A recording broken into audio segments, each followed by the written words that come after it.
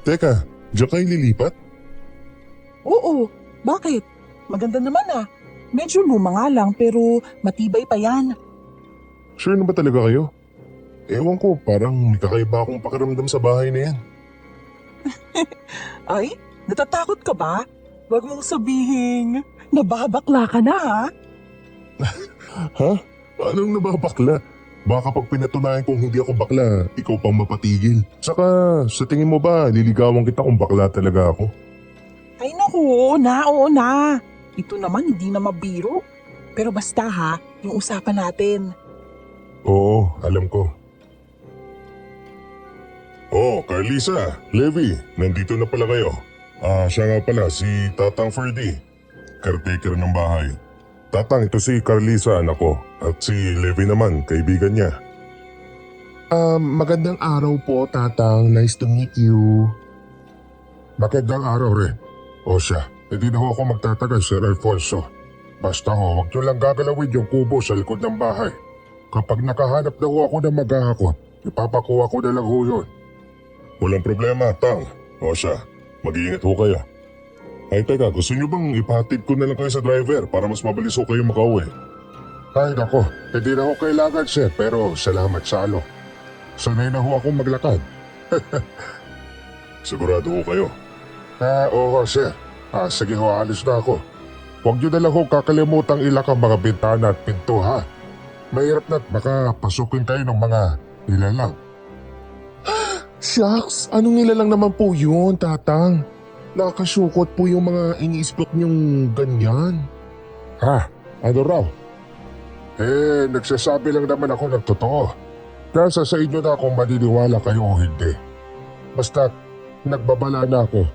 Wala nang sisihan kapag nangyari na nga. Tatandaan ho namin ang bilin niyo, Tatang.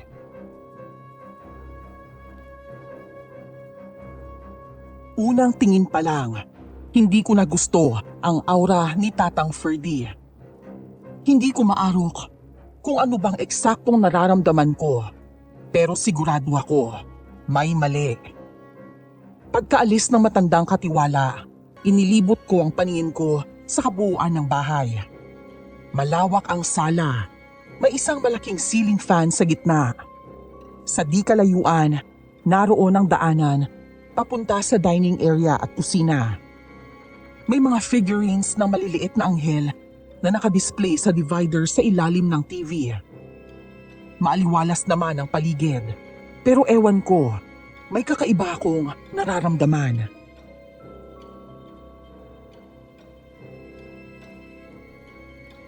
Oh, Besh, okay ka lang ba? Oo, ayos lang. Oo, Besh, okay lang ako. Baka gutom na yung kaibigan mo, anak. Nagiging lalaki na. Pumunta muna kayo sa kusina. Maghanap kayo ng makakain, ha? Inutusan ko si Manang Delia mamalengke kanina kaya may mga stock na sa ref. Ay, wow naman. Kalilipat pa lang may ref agad. Ibang level talaga kayo, sir. Kailangan yun para hindi agad masira ang pagkain. O siya, magmerienda na kayo ron. Tutulungan ko pa si Lani na ayusin yung kwarto namin. Ikaw, Carlisa, magpatulong ka na lang kay Levi. Tiwala naman ako sa kanya na wala yung gagawing masama sa'yo. Tama ba, Levi? Hala siya, syempre naman po, no? Hindi po kami talon ni Carlisa, ayoko sa tahong. Dahil talong ang hanap ko. Kahit gano'n pa yung kagandahan ako, never ko yung pagnanasaan. Yeah. Ganun pala ha. Sige, tingnan na lang natin. Ha? Uy, Carlisa! Carlisa!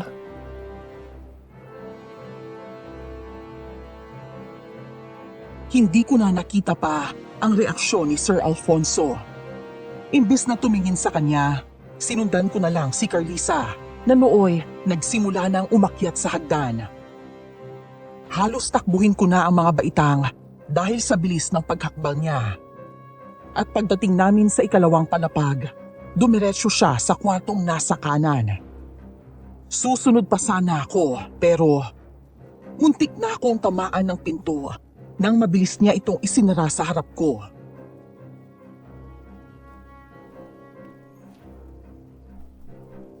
Carlisa! Carlisa, buksan mo to! Ito naman, hindi na mabiro. Ikaw pa nga may pakana ng ideyang to tapos ikaw pang magagalit. Sorry na, please. Buksan mo na to. Buti naman at... Huy, teka lang. Huwag ka nga maingay, baka marinig ka ni Papa. Ano ka ba? Hindi ang maririnig mo, nasa baba sila. Tapos ang laki ng bahay. Tsaka di naman ako sumigaw, di ba? Kahit na. Paano kung biglang umakyat dito si Papa?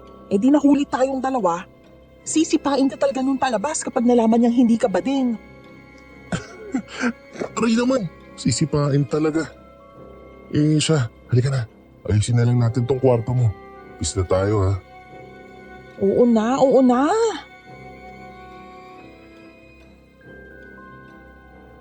Mabait si Carlisa. Yun ang unang bagay na talaga namang nagustuhan ko sa kanya. Simple siya, walang arte. Kung makasalubong mo lang siya sa kalsada at hindi mo siya kilala, hindi mo iisiping anak mayaman pala siya. Hindi siya ang tipo ng babaeng pa-show off ng estado sa buhay. Oh, anong iningiti-ngiti mo dyan? Wala, masaya lang. At bakit naman? Kasi naasar mo ko, ganon. Ha? Hindi ah. Masaya lang ako kasi kasama kita ngayon. Eh siya nga pala, kailan ang balik mo sa syudad? Baka sa pasukan na. Alam mo naman, ang daming aasikasuhin dito sa bahay. Plano kasi ni na Papa na iparenovate tong bahay. Gagawin atang rest house eh. Sa bagay, magandang ideya nga yan. Makakapag-relax ka talaga rito. Tahimik, malayo sa polusyon, sa ingay ng mga tao at mga sasakyan. Oo, tama ka. Yun din talagang habol ni na Papa dito. Kinagabihan, doon na rin ako natulog sa kanila. Marami pa kasing kailangang ayusin sa bahay, kaya nag-volunteer na akong tumulong. Sa kwartong katabi lang ng silid ni Carlisa ako natulog. Dahil siguro sa pagod, agad akong dinalaw ng antok pagkalapat pa lang ng katawan ko sa malambot na kama.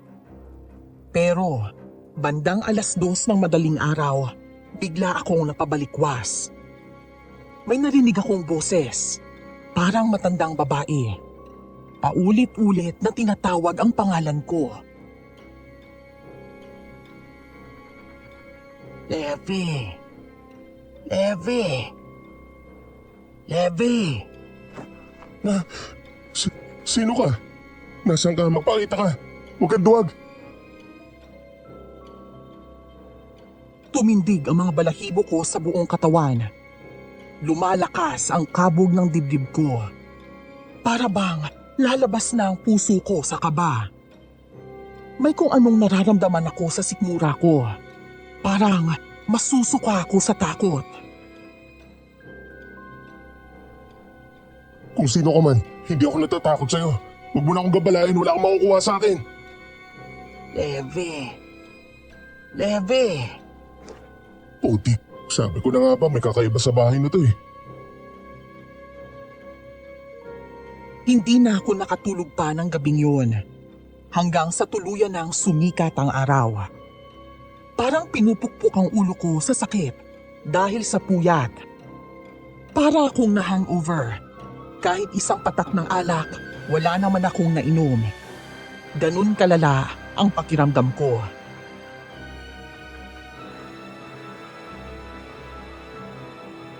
Good morning! Oh, ano nangyari sa'yo? Ba't ganyan ang itsura mo? Mukhang puyat na puyat ka. Oo, puyat talaga ako. Wala ka bang narinig na kakaiba kagabi? Huwag mo sabihin natakot ka, kaya ka napuyat. Ano ba nangyari? Baka naman, namamahay ka lang. Baka nga. Tara sa baba. Inuman ko na lang to ng kape.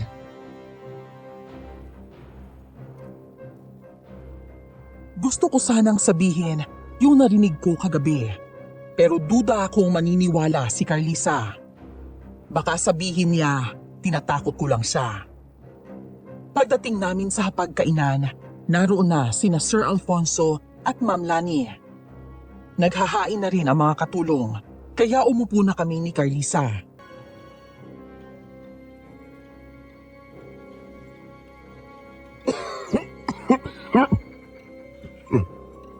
Oh, Han. Kagabi pa yung ubo mo. Magpa-check up ka na kaya? Hindi na. Baka dahil lang to sa alikabok.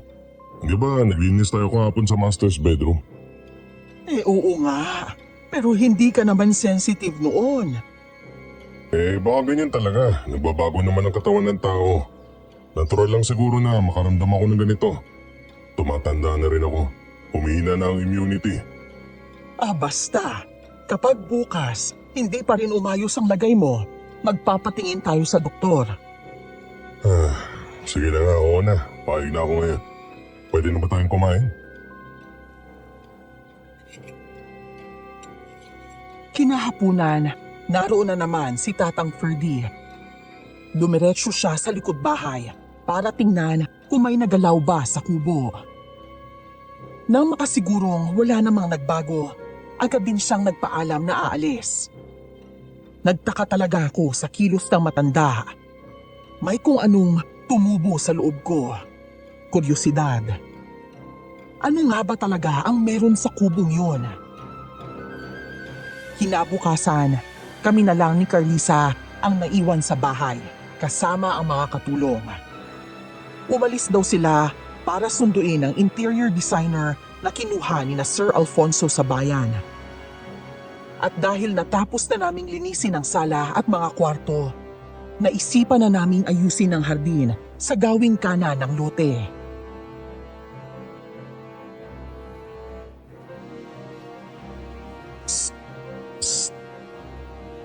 Sino yung sumisitsit? Yung bata, nasa may gate oh. Parang tayo ang tinatawag eh. Tara, lapitan natin. Hello! Anong pangalan mo? Ako po si Kikoy. Kikoy? Parang tikoy. Yan ka na naman eh. Nangaasar ka na kaagad. Ilang taon ka na? Tapos, saan ka nakatira dito? Doon po ako nakatira kina Kapedring. Lolo ko po siya. Isang albularyo. Albularyo? Seryoso ka? Opo. At yung tatay niyo po ate. Nakakaramdam po siya ng kakaiba, di ba? Teka, paano mo nalaman? Kasi po, alam ko. At alam ko mas lalala pa yun habang lumilipas ang araw. Habang pinapakinggan ko ang usapan nila, hindi ko maiwasang mapaisip. Ang daming alam ng batang to. Gayong ni minsan, hindi pa siya nakakapasok sa loob ng bakuran. Ate, sa albularyo niyo po ipatingin ng papa mo. Hindi po siya magagamot ng mga doktor kasi hindi po yun ordinaryong sakit. Hikoy, alam mo bang masama ang nagsisinungaling? Opo, kaya nga po kita tinutulungan eh. Kasi kapag lumala na po yung ubo ng papa niyo, mahirapan na po siyang gamutin. Pagkatapos ng usapan ni Carlisa at ng batang si Kikoy, naging tahimik siya. Halata mong hindi siya mapakali. Napaisip siya sa mga sinabi ng bata. Kahit pa sabihing bata ito, parang may nalalaman siya na hindi pa namin alam. Lumipas ang 2 araw at mas lalo ngang lumala ang ubo ni Sir Alfonso.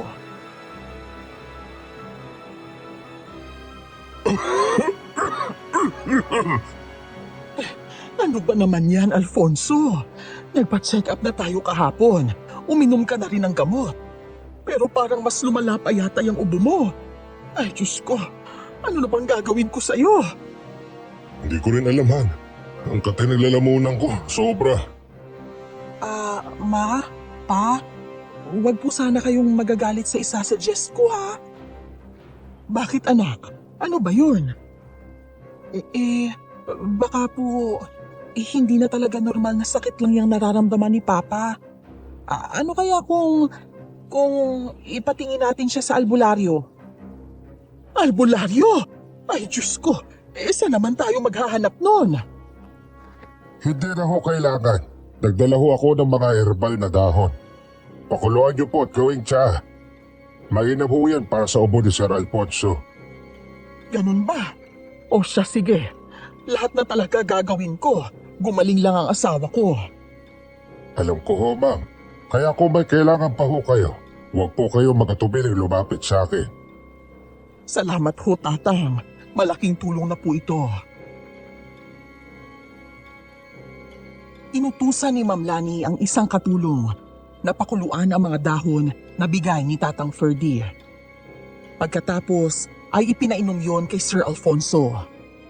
At himalang, kinagabihan, napansin naming nawala na ang pangangati ng lalamunan niya.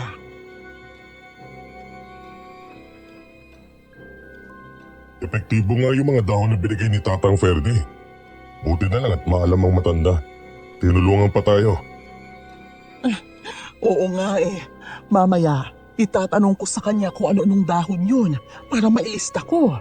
Para kung kailangan natin ulit, hindi na natin siya kailangang istorbuhin. Mabuti pa nga.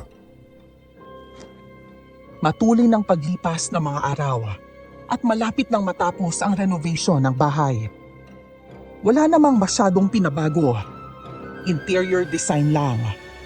Bagong muebles at dagdag ng mga painting sa dingding para mas gumanda ang sala.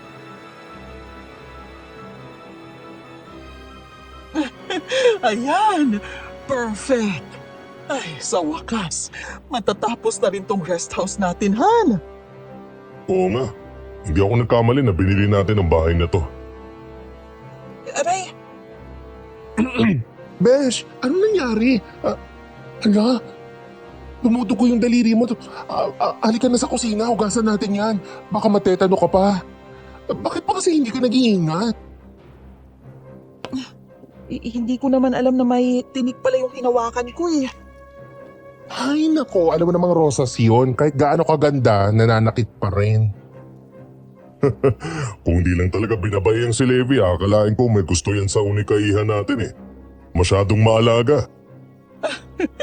Oo nga eh, sayang talaga ano. Pero ibang klase talaga siya. Hindi siya bad influence sa anak natin. Ay, pero malay mo, magbago pa ng isip.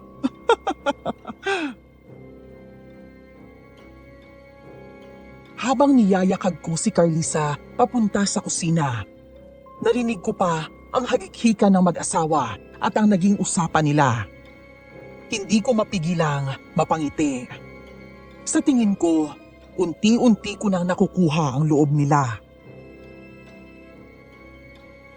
Oh, pumapalakpak yung tenga mo sa narinig mo, no? Uy, hindi ah.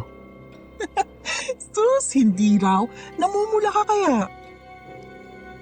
Mainit lang eh. Maliligo na nga ako pagkatapos kong hugasan at gamutin tong sugat mo. Tapos naman na tayo sa paglalagay ng mga display, di ba? Hindi pa. Marami pang bulaklak na hindi ko pa nailalagay sa vase. Iutos mo na lang sa mga katulong, baka matinig ka na naman eh. Maraming ginagawa si Namanang eh. Sige na nga, ako na lang gagawa. Talaga? Kaya love na love kita eh. Ha? Nako, hindi ko na uulitin. Pakiulit ka, hindi ko narinig eh. Hindi raw narinig. Hindi mo narinig o gusto mo lang ulit marinig?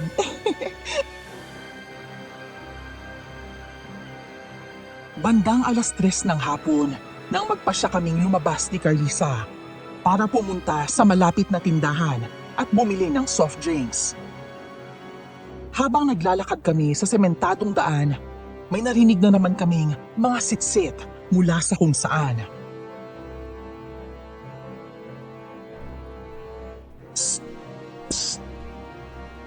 Baka si Kikoy na naman yan. Oo nga eh. Nakita ko, sumusunod siya sa atin.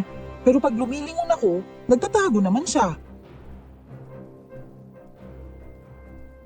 Pagdating namin sa tindahan, naabutan namin si Tatang Ferdy na bumibili ng sigarilyo.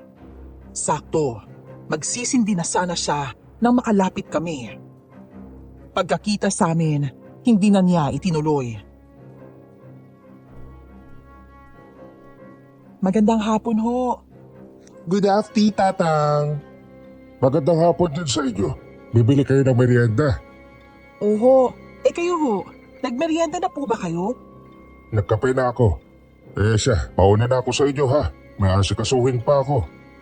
Ay, wag po, hindi niyo pa po oras, Tatang. Ha? Ano ba pinagsasabi mo, bata ka? Ay, wala ho yun. Sige po, gora na kayo, babush. Ikaw talaga, ang dami mong alam. Ay, kung alam mo lang kung gaano kahirap umaktong badash, nakasira ng bangs, besh. Bagay naman sa'yo eh. Nagiging natural na nga oh. Baka mamaya niyan, ma-realize mong mas gusto mo na palang maging babae. Magugulat na lang ako isang araw. Mas babae ka pa sa akin. Yan ang never na mangyayari. Alam mo namang seryoso ako sa'yo, di ba? So na po. Ate, pabili nga po ng RC, yung 1 litro po. Pagkatapos ibigay ng tendera ang 1 litrong soft drinks, binayaran ko kaagad. Pauwi na sana kami ni Carlisa nang bigla na lang may bumato sa direksyon namin. Tumama ito sa binti ni Carlisa kaya napasigaw siya sa sakit. Aray! Nakita kong tumakbo si Kikoy palayo. Sigurado akong siya ang may gawa nun.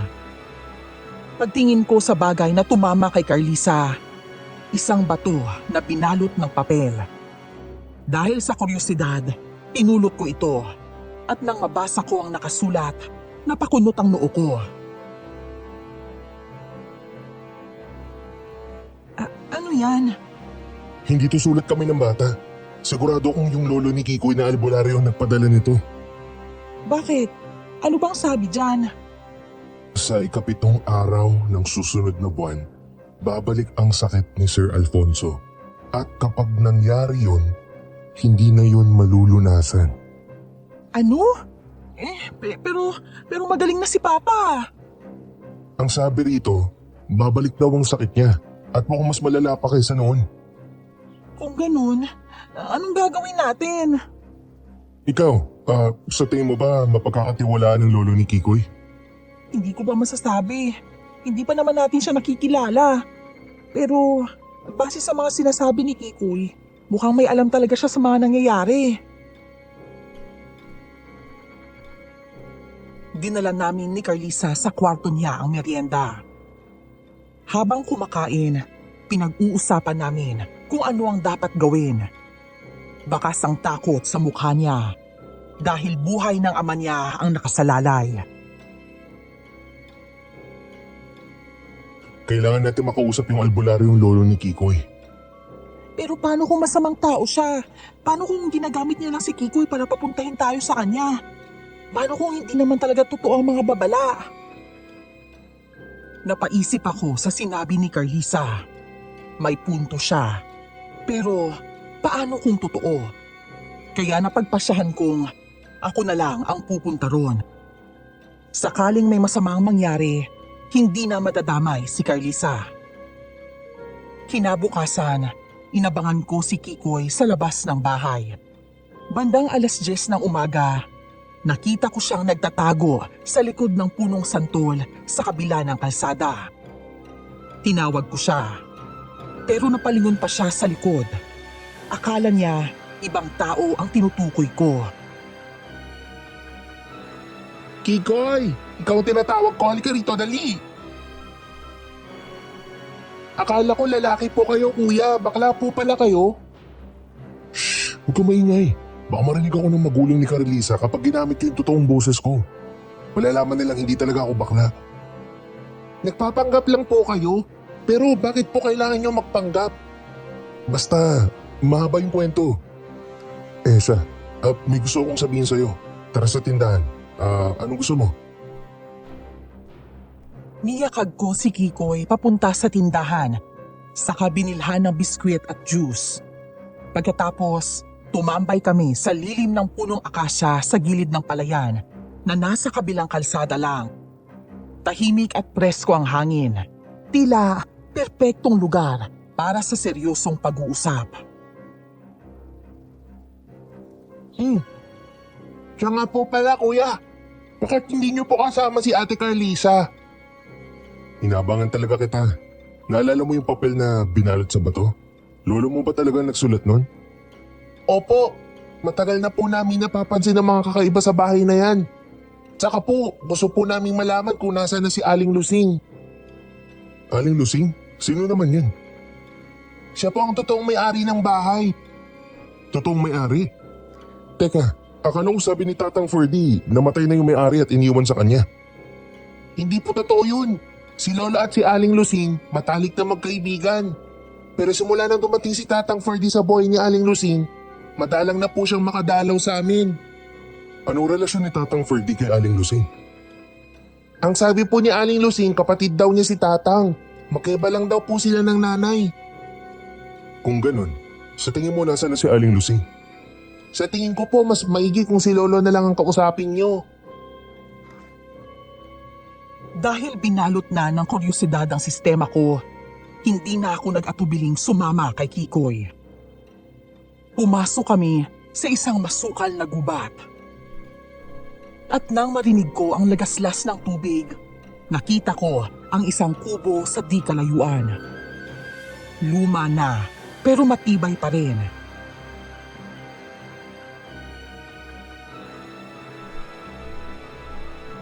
Lolo, nandito na po ako. Kasama ko po si Kuya na nakatira sa malaking bahay. Nakalimutan ko po palang tanungin ang pangalan niyo. Ako si Levi. Kuya Levi na lang. Ilang sandali pa, lumabas ang isang matandang lalaki mula sa kubo. Puti na ang buhok, pero matikas pa ang tindig. Ngumiti siya at niyaya akong pumasok. Doon, isiniwalat niya ang tungkol kay Aling Lusing, ang koneksyon nito kay Tatang Ferdy at ang biglaang pagkawala nito. Ayon sa matanda, si Tatang Ferdy raw ang nagbenta ng bahay sa unang mayamang pamilya. Pero nagkasakit agad ang padre di pamilya. At gaya ng iba, umalis rin sila. Ganito raw ang nangyayari sa bahay sa loob ng higit 3 taon. Pag-uwi ko sa malaking bahay, hindi ko alam kung ikukwento ko ba agad kay Carlisa ang mga nalaman ko. Ayokong mag-alala siya lalo.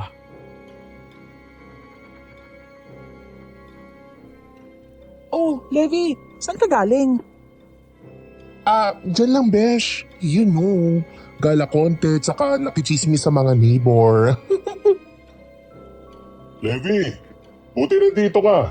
Sama mo muna si Carlisa dito ha. May pupuntahan lang kami ni Lani. Ay, no problem po, sir. Sige po, ingat kayo, ha? Kayo rin ha. Huwag kayong lalabas kapag madilim na sa labas. Gagabihin po ba kayo, ma? Hindi kami sure eh. Pero pag natapos agad yung inaasikaso namin, uuwi rin kami agad. Sige po, ma. Mag-iingat po kayo. Han, let's go. Ingat po. Ay, nakakapagod na talaga magpanggap. Ibig sabihin ba niyan, napapagod ka na rin manligaw sa akin? Ha? Siyempre hindi no. Ako magsasawa sa'yo. Hindi mangyayari yun. Oh, nakangiti ka na dyan. Kinilig ka no? Kinilig siya. Baliw, huwag ka nga dyan. Tara na, kumain na tayo. Hindi ka pa ba nagtatanghalian? Hinihintay kita eh. Naks, sweet naman yung future girlfriend ko. Sus, maliit na bagay. Pagsapit ng gabi, hindi pa rin nakakauwi ang mga magulang ni Carlisa. Nakahinga ako ng maluwag dahil kahit paano makakapagpahinga rin ako sa pagpapanggap bilang bading. Bandang 9:00, nagpasya kaming mag-movie marathon ni Carlisa. Aniya, hindi raw siya makatulog, kaya hihintayin na lang daw niya ang pag-uwi ng mga magulang niya.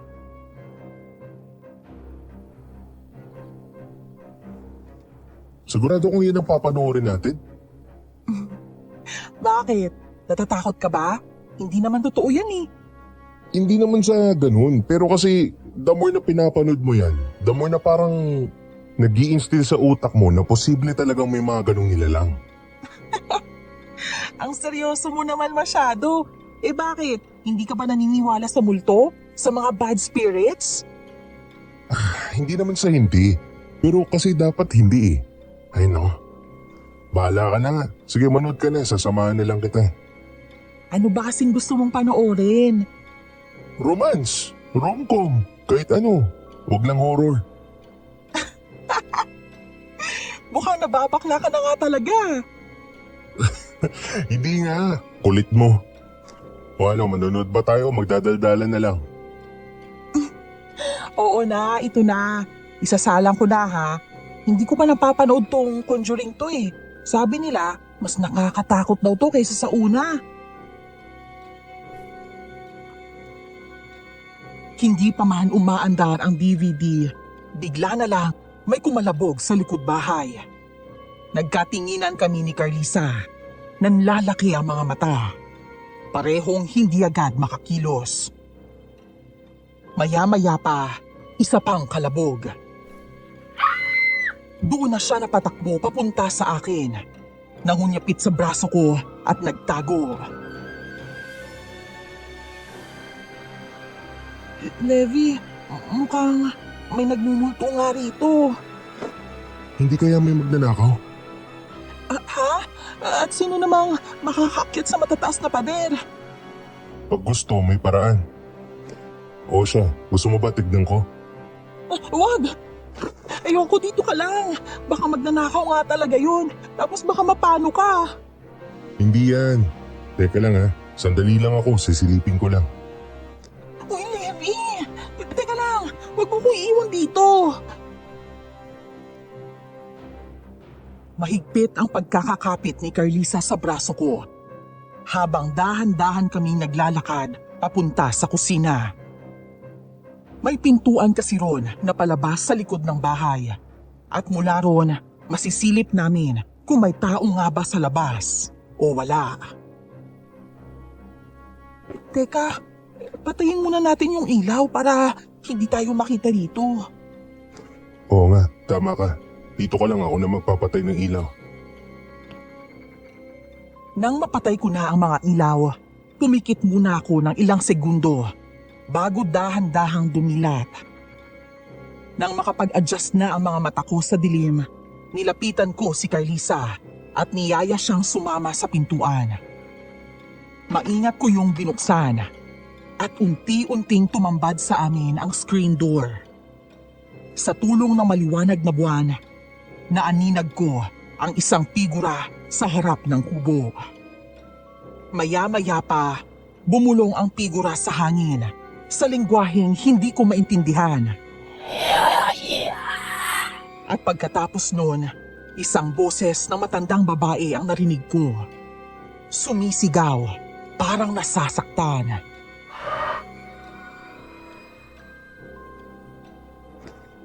Carlisa, narinig mo ba yun? Ang alin? Parang may babaeng humihiyaw. Wala naman akong naririnig kundi mga kuliglig eh.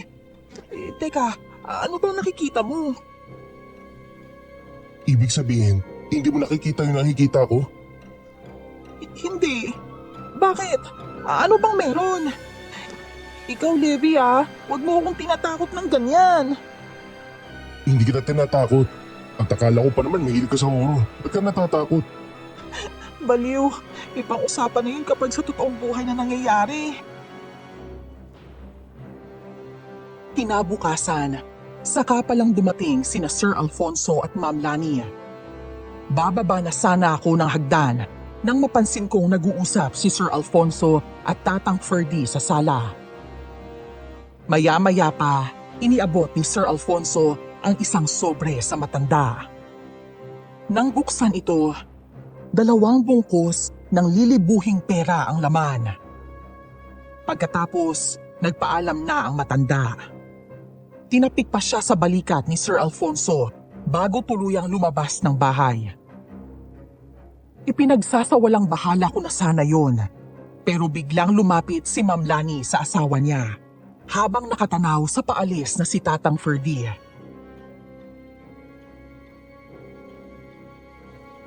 Akala ko pa naman, libre lang yung pagbibigay niya ng mga halamang gamot sa iyo. Yun pala, nagpapabayad din siya. Wala tayong magagawa. Ganito na talaga ang kalakaran ngayon. Pera-pera na ang labanan. Pero hayaan mo na yun. Ang mahalaga, magaling na ako, hindi ba? Ay, sa bagay. Tama ka naman, Han. Maayos naman ang lahat sa bahay na yon. Hanggang sa dumating ang ika-7 araw ng sumunod na buwan. Tulad ng babala sa sulat ni Kapedring, muling bumalik ang sakit ni Sir Alfonso. At mas malala pa ito kesa nung una.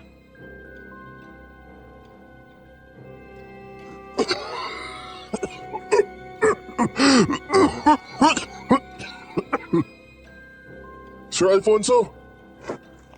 Han, anong nangyayari? Kalisa, anak, ang papa mo. Papa! Papa, ano pong nangyayari sa inyo? Levi, pakitawag ang driver please. Hindi na makahinga si Papa. Kailangan na natin siyang dalhin sa ospital. Oo, sandali lang. Tatawagin ko siya ngayon din. Namumula na ang buong mukha ni Sir Alfonso. Parang may nakabara sa lalamunan. Hindi na makapasok ang hangin sa baga niya. Patakbo akong pumunta sa kwarto ng driver at ipinaalam ang nangyari. Kaagad naman siyang sumunod. Sabay kaming bumalik sa sala at tinulungan siyang akayin si Sir Alfonso papunta sa sasakyan.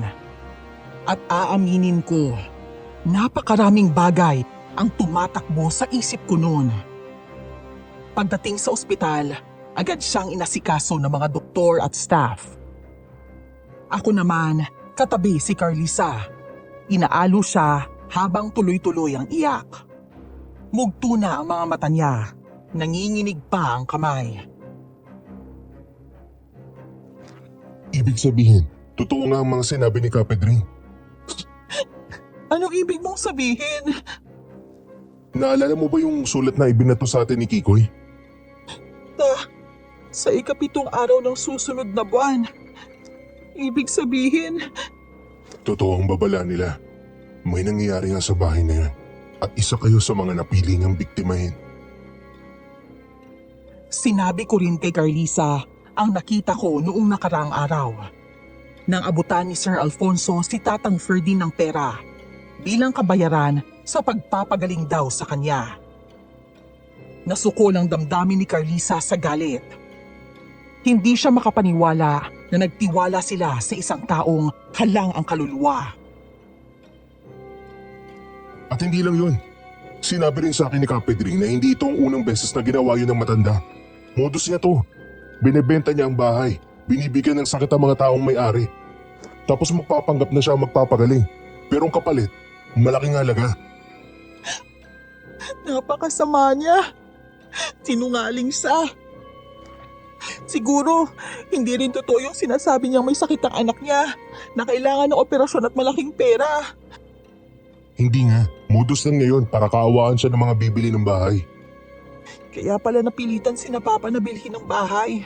Kahit may bahay naman kami sa ibang probinsya. Walang hiyang matanda. Wala siyang konsensya. Pero wag mo muna sabihin to kay Ma'am Lani.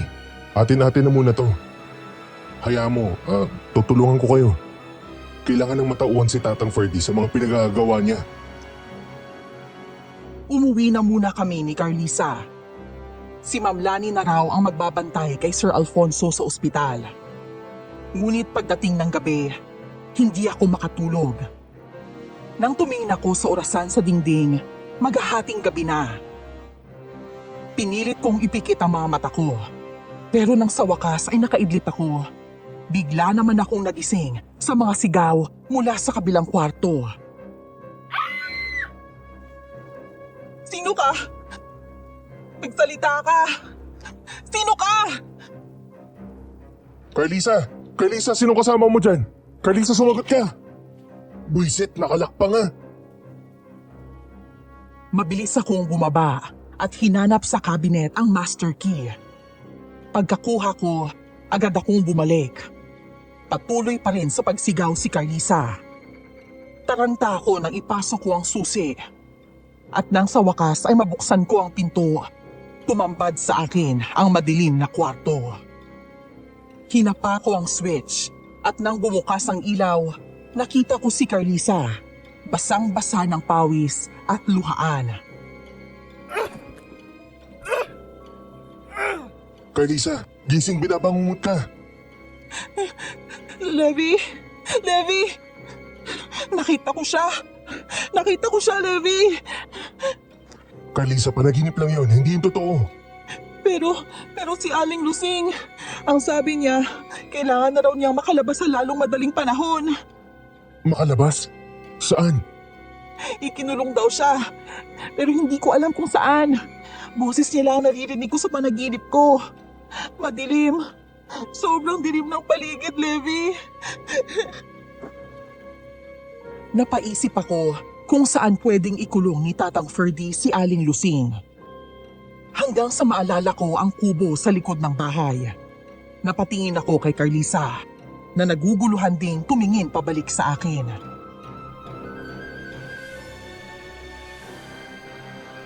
Carlisa, hindi kaya doon itinago si Aling Lusing? Sa kubo? Pero pumuslit ako nung isang araw para silipin yun. Wala naman akong nakita dun eh. Ni isang gamit, wala. Naalala mo yung gabing dapat mag-movie marathon tayo? Bakit? Di ba sabi mo, hindi mo nakikita yung nakita ko? Ibig sabihin, posible na gumamit siya ng sabulag, kaya wala kang makita. Pero paano mo naman yun nalaman? Tignan mo to. Kwintas? Oo, kay Kapit rin to. Sabi niya habang suot ko to, hindi ako malilin lang ng sabulag. Susubukan kong silipin ang loob ng kubo. Baka naroon nga si Aling Lusing. Kahit gabi na, pumuslit kaming dalawa ni Carlisa papunta sa likod ng bahay. At dahil may kandado ang pintuan ng kubo, itinuro niya sa akin ang maliit na butas kung saan siya minsang sumilip. Pagdungaw ko ron, isang mata agad ang sumalubong sa akin. Ha! Putik! Bakit? Anong nakita mo, Levi? May mata! Mata? Dahil sa sinabi ko, siya na rin ang sumilip. Pero ilang sandali ang lumipas. Wala raw siyang makita. Maya-maya pa, may narinig akong mga yabag. Kaagad ko siyang hinila papunta sa masukal na bahagi ng bakuran. Sa gilid ng kubo, may matataas na talahib. Doon kami nagtago. Huwag kang gagalaw. Nandiyan na si Tatang Ferdy. Diyos ko, paano kung mahuli niya tayo?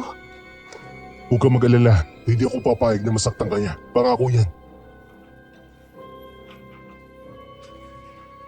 Katulad ng gabing nakita ko siya, muli siyang bumulong sa hangin. At pagkatapos noon, muling narinig ang mga sigaw ng isang matandang babae. Mga sigaw ng paghihirap. Tama na! Pakiusap! Tama na! Ferdy, masakit! Nasasaktan ako! Kulang pa yan bilang kabayaran sa mga kasalanan ng pamilya mo sa amin, Lusing! Wala kaming kasalanan sa inyo, Ferdy. Hindi kasalanan ng nanay ko kung siya ang pinakasalan ng tatay natin. Nagmamahalan sila. Bakit kailangan mong gumanti sa akin? Kung hindi dahil sa inyo ng nanay mo, hindi kami iiwan ni tatay. Patay na si tatay. Matagal na niyang napagbayaran ang kasalanan niya. At akala mo ba hindi ko alam? Naginayuma lang ng nanay mo si tatay para piliin siya. Pero nakontra yun ng albularyo. Nagising siya sa katotohanan na hindi niya talaga mahal ang nanay mo. At hindi niya kailanman minahal. Tumahimik ka! Hindi totoo yan. Hindi ginayuman ni nanay si tatay. Mahal nila ang isa't isa. Malandi lang ang nanay mo kaya siya ang pinili ni tatay. Baka nga nanay mo pang gumayuma kay tatay. Alam kong alam mo ang totoo, Ferdy. Tingnan mo ang sarili mo. Sumunod ka sa yapak ng nanay mo. Niyakap mo ang karunungang itim. Ano? para lang pahirapan ako. Isa kang duwag, Perde. Duwag ka! Sinabing malahimik ka! Hindi ko maiproseso agad ang lahat ng narinig ko. Pamilyang alitan pala ang ugat ng kababalaghan sa bahay. Si Tatang Ferdy, pinahihirapan si Aling Lusing habang hinuhututan ng pera ang mga bagong may-ari ng bahay. Hindi ako makapaniwalang na kayang gawin ni Tatang Ferdy. Huwag ka nang magtaka. Kung kaya niyang saktan ng sarili niyang kadugo, mas kaya niyang saktan ng iba. Nang makaalis na si Tatang Ferdy, naghintay muna kami ng ilang minuto bago lumapit sa kubo. Naghanap ako ng malaking bato at pinukpok ang kandado. Nang maalis ito, dahan-dahan kong binuksan ang pinto. Aling Lusing, alam ko pong nariyan kayo. Maaari na po kayong lumabas. Levi, wala naman talagang tao sa...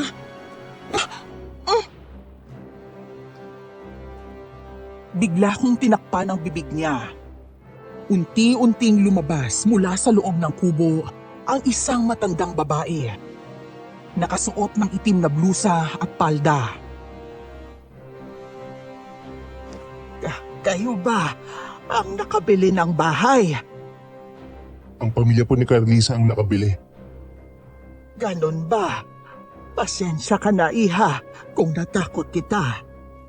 Wala ho yun. Tara na po, bago pa malaman ni Tatang Ferdy na nakalabas ka. Babalikan ko na lang ang kubo bukas para lagyan ng panibagong padlock. Itinago namin ni Carlisa si Aling Lusing sa kwarto niya. At kinabukasan, bago pa sumikat ang araw, dinala na namin siya sa bahay ni Kapedring. Pagkakita pa lang nila sa isa't isa, maluha-luha silang nagyakap. 3 taon din ang lumipas bago muling nagkita. Ikinuwento ko kay Kapedring ang nangyari kay Sir Alfonso at binigyan niya ako ng isang habak. Aniya, pangontra daw ito sa malakas na kulam. Pagbalik namin sa bahay, nakahain na ang almusal. Pinabalot na lang namin to para dalhin sa ospital at doon kumain ng sama-sama. Ma!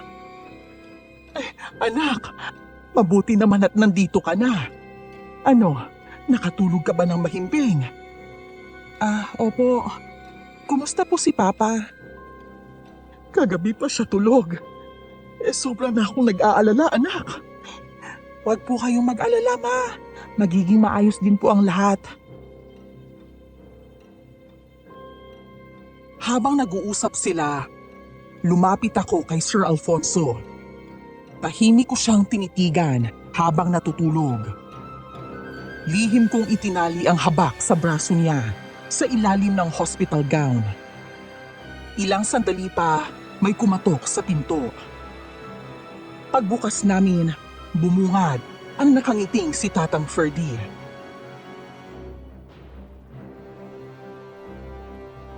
Nabalitaan ko mula sa mga katulong ang nangyari. Eto, may dala ko sopas para kay Alfonso. Hindi namin kay... Ay, salamat po, Tata. Hulog po talaga kayo ng langit. Hinulog kayo kasi hindi raw kayo bagay doon. Ano iho? May sinasabi ka? Ay, aray naman po sa iho. Iha po kasi. Nakaka-hurt po kayo ng feelings. Tagos to the bone. Ouch, aray. Ang arte mo? Pero pasensya na ho kayo, Tatang. Hindi kasi kami basta-basta tumatanggap ng pagkain na hindi sigurado kung ligtas. Sinasabi mo bang hindi ako malinis magluto, iha? Wititit. Dance po yun ang ibig sabihin ng beshi ko. Nag-iingat lang po kami. You know naman and obviously you see, di ba? Nakaratay na po ang father ni Beshi Carlisa, so better be safe than sorry, di po ba? Nagkibit balikat ang matanda at sakalang nagpaalam. May aasikasuhin pa raw siya. Nang makaalis siya, doon pa lang kami nakahinga ng maluwag.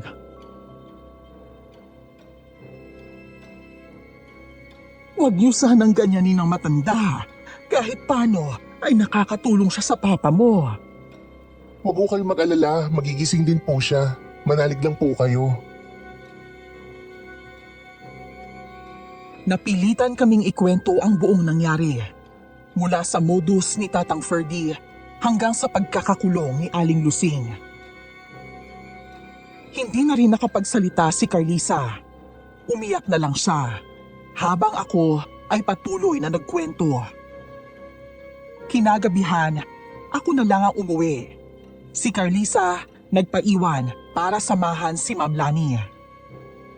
Pag-akyat ko sa hagdan, napansin kong bukas ang pinto ng kusina. Sumisilip mula ron ang liwanag ng buwan. Naglakad ako papunta ron para isara sana ang pinto. Akala ko nakalimutan lang isara ng katulong. Pero nagulat ako sa nakita ko. Tatang Ferdy? Tulong! Tatang Ferdy, pakawalan niyo po ako rito! Tulong! Yan ang napapala ng mga batang pakialamero katulad mo. Diyan ka na babagay. Sigurado akong kayo naglolo mo ang dahilan kung bakit nakawala si Lusing dito. Kaya ngayon, mabulok ka dyan, bata. Naikuyom ko ang kamao ko nang mapagtantong si Kikoy naman ang ikinulong niya sa kubo. Nanginginig ako sa galit sa mga kasamaan ni Tatang Ferdy. Ultimo batang paslit, hindi niya pinaligtas. Kaya nang makaalis siya,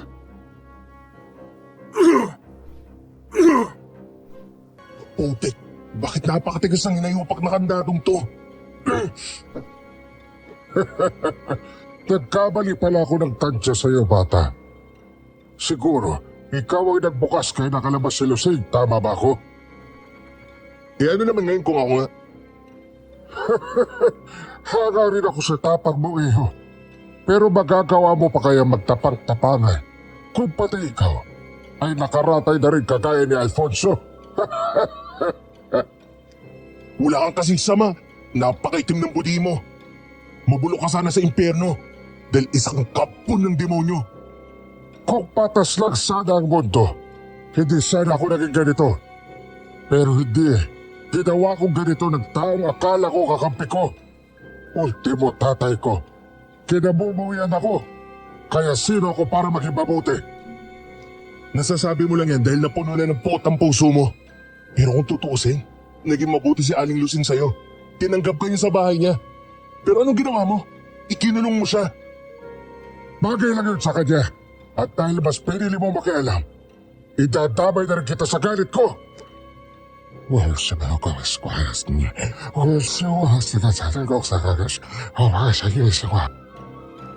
Anong ginagawa mo? Bakit ako? Ano to? Yan ang bagay sa'yo, pakialamero ka. Masaya ba, bata? Masaya bang kalabanin ng isang magkukulam na katulad ko?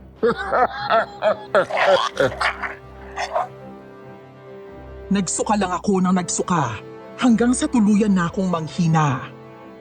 At bago ako tuluyang mawalan ng ulirat, tawa lang niya ang naririnig ko ng paulit-ulit. Kuya Levi, gising ka na. Kikoy? Ako nga po, kuya. Teka, nasaan tayo? Huwag mo sabihin pareho na tayong nakakulong ngayon.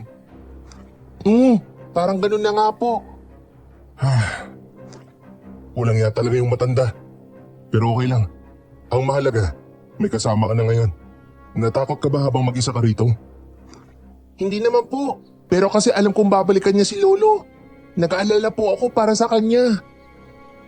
Ang tapang mo rin, bata. Pero huwag ka mag-alala. Kaya yun ni Kapedring. Kung sugurin man siya ni Tatang Ferdy, alam kong makakaya niya.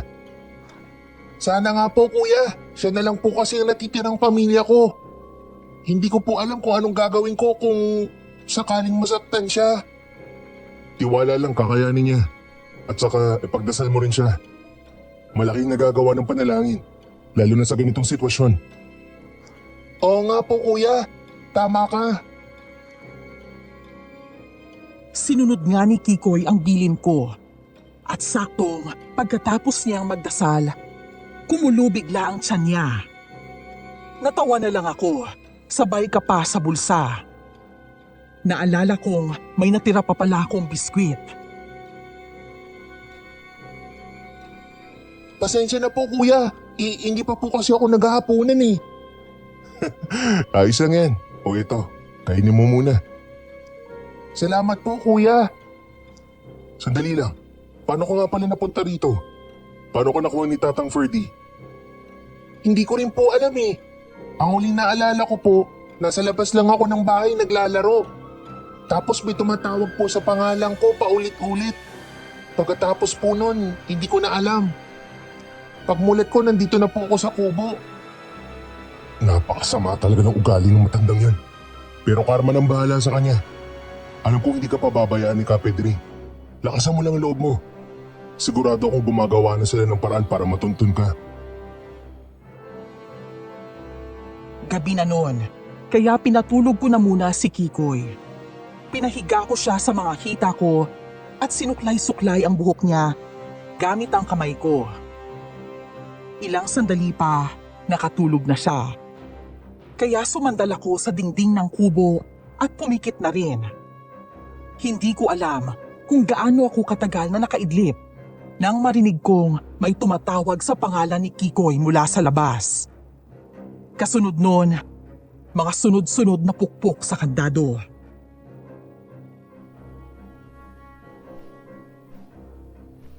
Kikoy! Kikoy! Andyan ka ba sa loob? Ano, Pedring? Bumubukas ba? Aling Lusing! Kikoy, gising! Nandito na si na Aling Lusing at ang lolo mo. Bumangon ka na. Gumagawa na sila ng paraan para mabuksan ang kandado. Pero hindi po nila basta-basta mabubuksan yun. May orasyon po yun ni Tatang Ferdy. Kahit anong gawin po nila, hindi po basta masisira. Langya. Kaya pala hindi mabuksan nun kahit ilang beses kung pukpukin. Pero hindi na tinag ang dalawang matanda. Ilang saglit pa, parang may mabigat na bagay na bumagsak sa bubong. Napakunot ang noo ko, lalo pa nang bigla nitong baklasin ang bubong. Gawa lang kasi sa nipa, kaya madaling matanggal. At nang masilip ko ang langit, madaling araw pa lang. Naroon pa ang mga bituin, maliwanag ang sinag ng buwan. Pero halos mawalan ako ng ulirat nang makita ang nilalang sa bubungan. Buhaghag ang buhok, matatalas ang pangil. May pakpak na parang sa paniki. Pero sa kabila ng katandaan, nandun pa rin ang ganda ng mukha.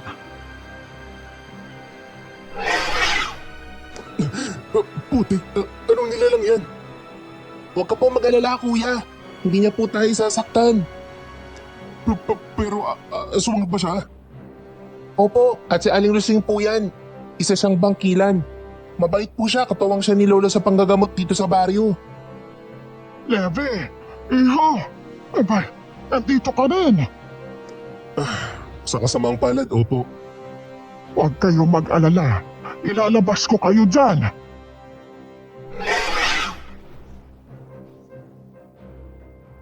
Hindi ko inaasahang isa palang aswang si Aling Lusing. Akala ko sa mga pelikula ko lang makikita ang tunay na aswang. Pero sa mga sandaling yun, naghalo ang takot at pagkamangha sa sistema ko. Takot dahil isa ngang aswang ang nasa harapan ko. At pagkamangha dahil nalaman kong may mabubuti rin palang aswang. Binaklas ni Aling Lusing ang bubong hanggang sa magkasya siya ron. Pagkatapos ay pumasok siya sa loob ng kubo at binuhat kaming dalawa ni Kikoy palabas.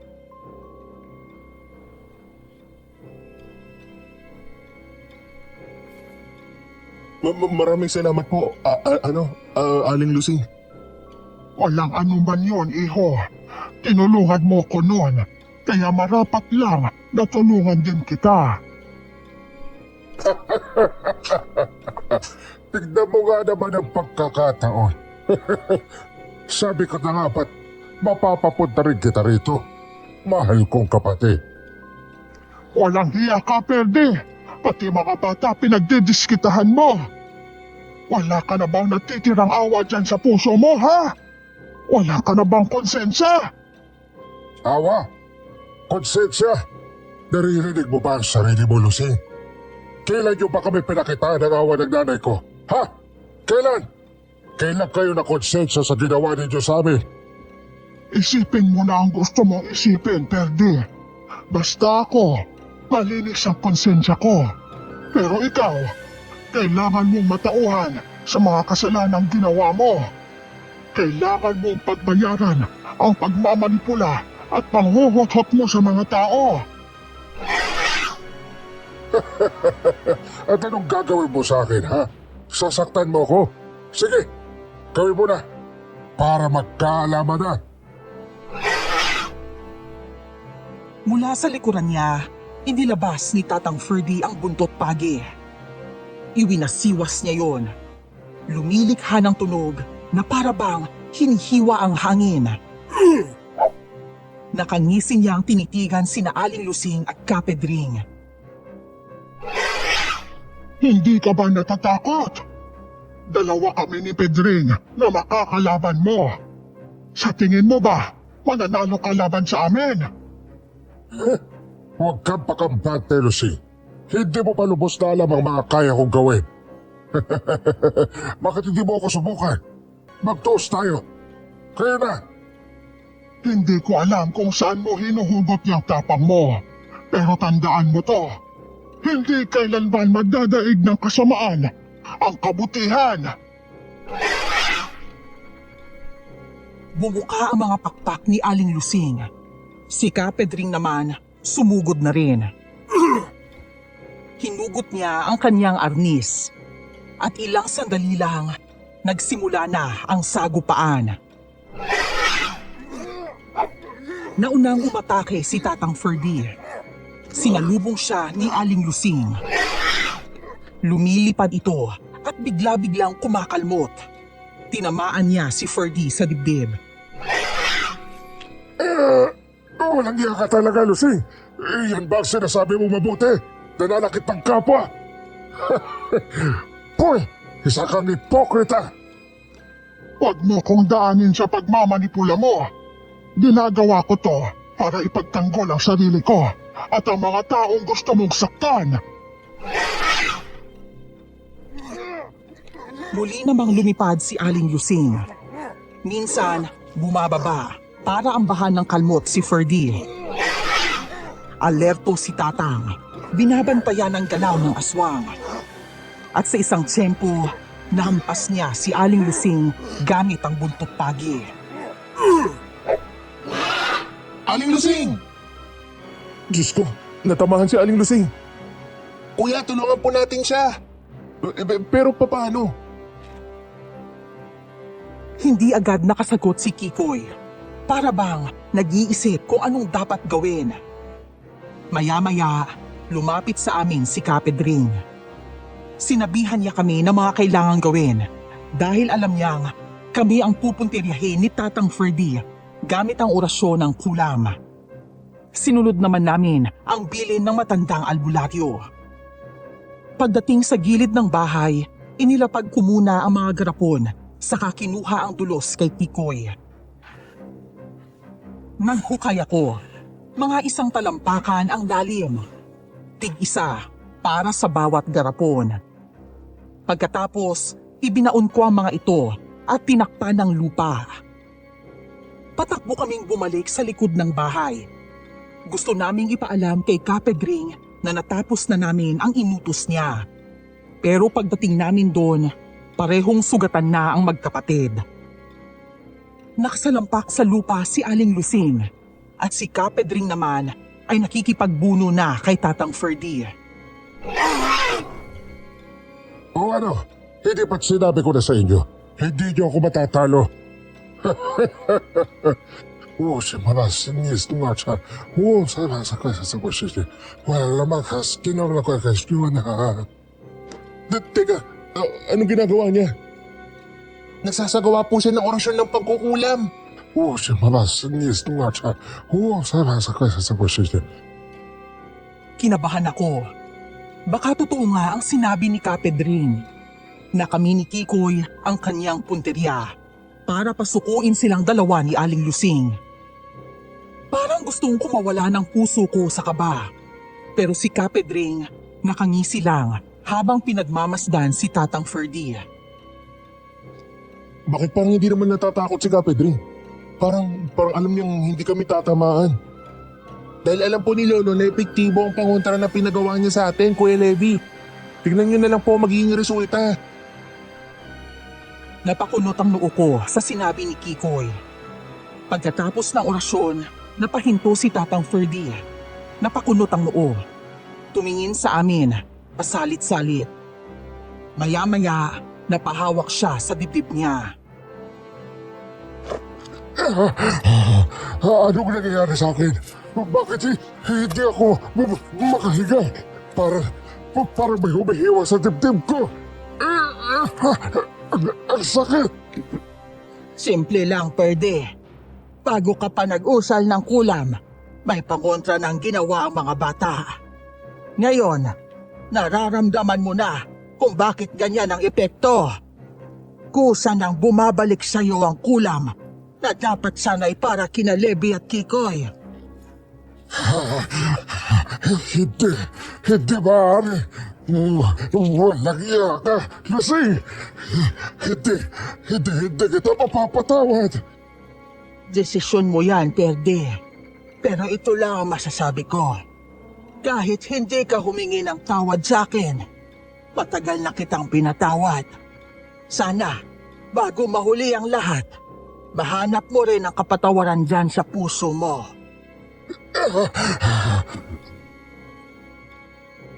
Hindi ko alam, pero may kung anong lungkot akong naramdaman sa tagpong yun. Lalo na nang makita ko ang nag-iisang butil ng luha na dahan-dahang nahulog mula sa kaliwang mata ni Tatang Ferdy. Noon ko lang din napansin, unti-unti na palang lumiwanag ang paligid. At nang tingnan ko si Aling Lusing, wala siyang bakas ng sugat sa katawan niya. Mas lalo akong namangha sa kakayahan niyang pagalingin ang sarili ng ganoon kabilis. Tila ba walang nangyaring labanan kagabi. Magpahinga ka na, Perde. Ako na ang bahalang bumawi sa mga taong nasaktan mo. Alam kong mapapatawad ka rin nila sa kabila ng lahat ng nagawa mo. Nabulag ka lang ng puot at naggalit, kaya mo yun nagawa. Patawad, Lusing. Kapatid ko. Sige na, magpahinga ka na. Ako nang bahala.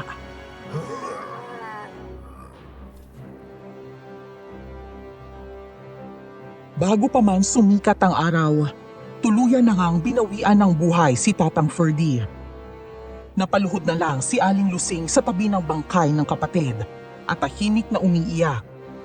Pati kami ni Kikoy at Kapedring hindi napigilang maiyak dahil sa lungkot na bumalot sa paligid.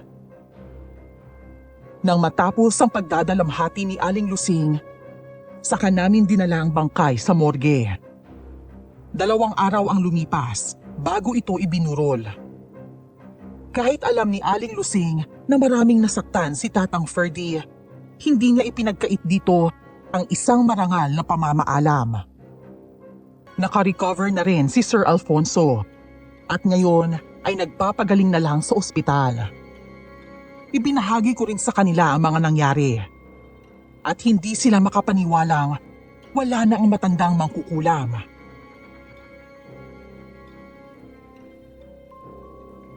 Levi, Carlisa, bakit nandito ka? Dapat nasa ospital ka pa. Sino kasama ni na Ma'am Lani doon? huwag kang mag-alala. Medyo bumuti ng lagay ni Papa. Kayang-kaya na nila yon. Babalik din naman ako mamaya eh. Siya. Kumain ka na ba? Oo kumain na ako bago umalis. Ikaw ba? Tapos na rin. Gusto mo ba ng kape? Pagtitimpla kita. Sige ba?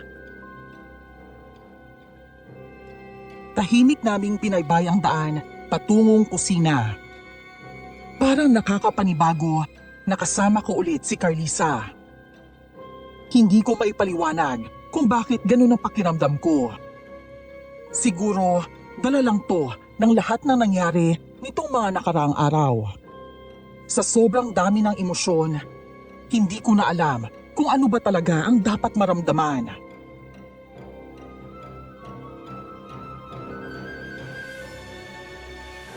Alam mo, parang may nagbago sa'yo. Paano mo naman nasabi yun? Ako pa rin to, Carlisa. Si Levin na nakilala mo. Yun na nga parang hindi na kita kilala. Parang bumalik tayo sa simula. Sorry kung ganyan ang nararamdaman mo. Siguro kailangan ko lang ng oras. Nabigla lang talaga ako. Hindi ko kasi inaasahan na ganito ang madaratnan ko sa probinsya. Ano ba yan? Parang ako patuloy ang nakukonsensya.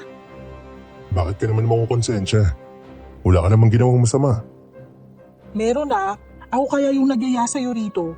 Tapos, mas malala pa palang naranasan mo kaysa sa akin. Hindi. Mas grabe yung sa inyo. Munti ka na mawalan ng tatay dahil sa matandang yun. Pero tapos na, di ba? Wala na tayong dapat katakutan. Tapos na ang kalbaryo natin. Oo nga. Tama ka. Halika nga rito. Payakap ako. Natawa pa ako nang lumingalinga siya sa paligid para tingnan kung may mga tao bang nakatingin. Pero dahil nga nasa kusina kami at iilan lang ang nakikilamay, agad ko siyang hinila papalapit. Hinabig ko siya sa yakap at ramdam ko ang pagkabigla niya. Pero napangiti ako nang maramdaman ang yakap niya pabalik. Napapikit ako habang inaamoy ang mabangong samyo ng buhok niya. Nakakagaan ang pakiramdam. Maya-maya, may narinig akong tumikhim sa likuran, kaya bigla niya akong itinulak palayo.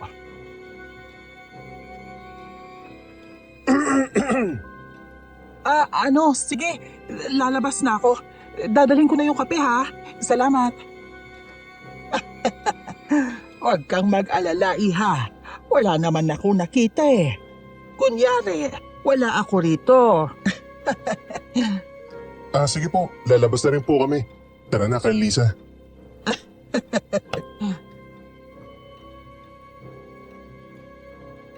Napailing pa si Aling Lusing habang kinukuha ang mga bottled water sa ref. Kami naman ni Carlisa ay bumalik sa labas, sa lugar kung saan kami kanina nakaupo. Pagtingin ko sa kanya, pulang-pula ang mukha niya. Bahagya akong natawa. Lumingon siya sa akin, galit ang tingin. Saka ako hinampas sa braso. Ay! Ba't ka nananakit? Masakit kaya. Tignan mo, muntik pang matapon tong kape. Pinagtatawanan mo kasi ako Hindi naman sa ganun. Namumula ka kasi. Kit mo tignan. Cute? Ano ako, tuta? Siyempre hindi, no? Love kaya kita. Ewan ko sa'yo, dyan ka na. Noon ko lang napagtanto. Presensya lang pala ni Carlisa ang kayang bumago sa nararamdaman ko. Nang dumating siya, parang nawala lahat ng trauma ko mula sa mga kababalaghang nangyari sa bahay na yon. Makalipas ang 5 araw, inilibing na si Tatang Ferdy. Saktong nakalabas na rin si Sir Alfonso sa ospital, kaya nakadalo rin silang mag-asawa sa libing. Pagkatapos noon, sabay-sabay kaming umuwi sa bahay ni Aling Lusing. Ano na ngayon ang plano ninyo? Siguro babalik na lang ho kami sa Maynila. Huwag ho kayong mag-alala. Hindi na ho namin babawin ang ibinayad kay Tatang Ferdy. Sigurado ba kayong hindi nyo na itutuloy ang pagtira dito? Abay, wala namang problema kung dito na kayo. Malungkot din namang tumira sa ganito kalaking bahay ng mag-isa lang. Pinal na ho ang desisyon namin, Aling Lusing. Napag-usapan na ho naming mag-asawa yan bago pa kami makalabas ng ospital. Kung ganyan na nga ang pasya ninyo, wala na akong magagawa. Pero kung gusto niyong bumisita paminsan, okay lang din naman. Palaging bukas ang tahanan ko para sa inyo. Maraming salamat po, Aling Lusing. Ikaw ba, Carlisa? Gusto mo bang magpaiwan dito? Di ba sabi mo gusto mong lugar na to? Papayag po kayo, pa? Oo naman. Kung yan ang gusto mo, papayagan kita. Malaki ka na. Alam mo na kung anong makakabuti sa'yo. Siguro pagkatapos na lang po ng graduation ko, pa. Maghahanap na rin po ako ng lupa dito para pagtayuan ko ng bahay in the future. Ay, Beth, ang witty talaga ng beshi ko. Ako ang kunin mong designer ng bahay mo, ha? Siguro naman kapag nakagraduate na ako ng architecture, may pambayad ka na.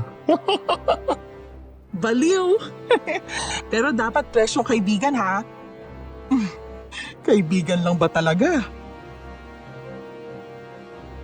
Parehong nanlaki ang mga mata namin ni Carlisa sa sinabi ng mama niya. Parang hinuhuli kami.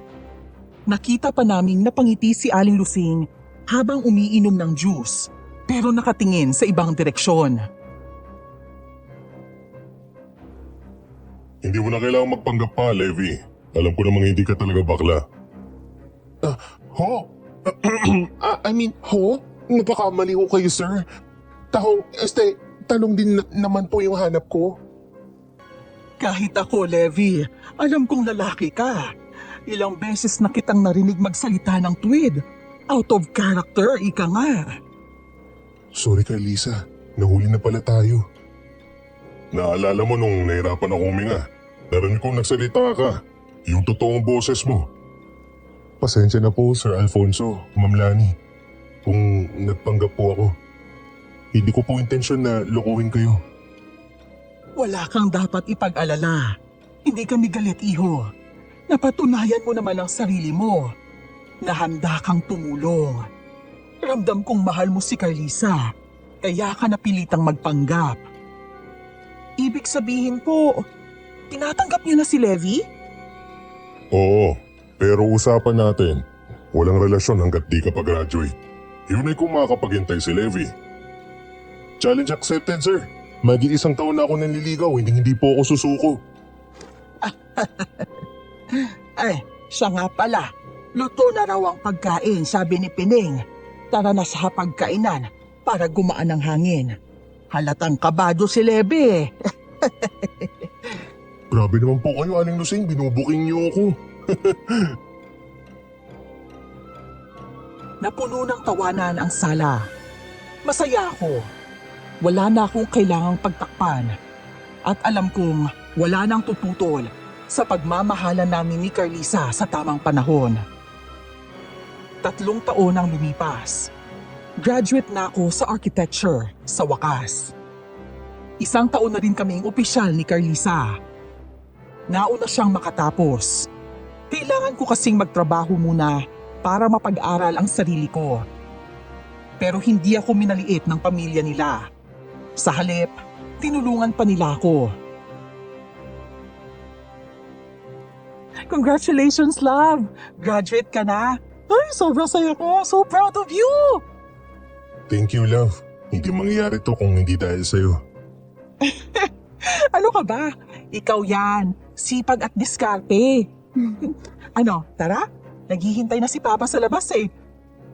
Sandali, pa-picture muna tayo doon. Ilang taon ko ring pinag-ipunan ang pampagawa ng magiging bahay namin ni Carlisa. At hindi ko pinaalam sa kanya na nakabili na ako ng lupa sa baryo ni Aling Lusing. Gusto ko siyang sorpresahin. Kaya kinuntsaba ko na ang mga magulang niya, pati na sina Aling Lusing at Kikoy para sa plano kong proposal.